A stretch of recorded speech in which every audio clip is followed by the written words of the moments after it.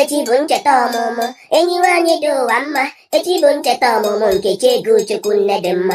Ife onye na-eme n'ụwa ya ka ekwe na-akpọkwa ya.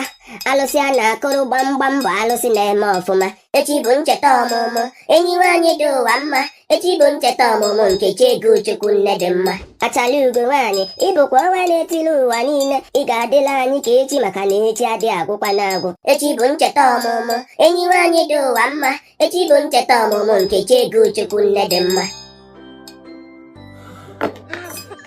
Mgbakọwazienụ n'ụwa ijere nwaanyị a echi bụ ụbọchị ncheta ọmụmụ ya. Aha ijere nwaanyị a echi bụ ncheta ọmụmụ ya bụ Nneọra Nkechi Eguchukwu. Ọ bụ onye Amaba Ugwueke nke dị n'okpuru ọchịchị Bende n'Abia steeti. Ogori nwaanyị Chukwu nyelu di m obi ya ma werụkwa ụmụ anọ gọzie ya. Unu ma na echi anaghị agwụ agwụ.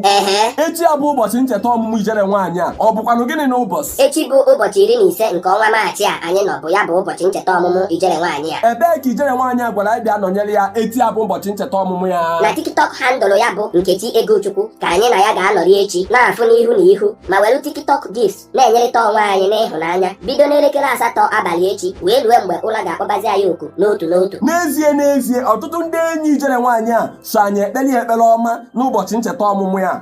Mana kpọọnụ sọsọ mmadụ 3 masịrị unu n'ime ndị enyi ya niile a. Onye nke mbụ bụ Chief Dr. Mrs. Amarachi Kanu ugo nwaanyị na Germany.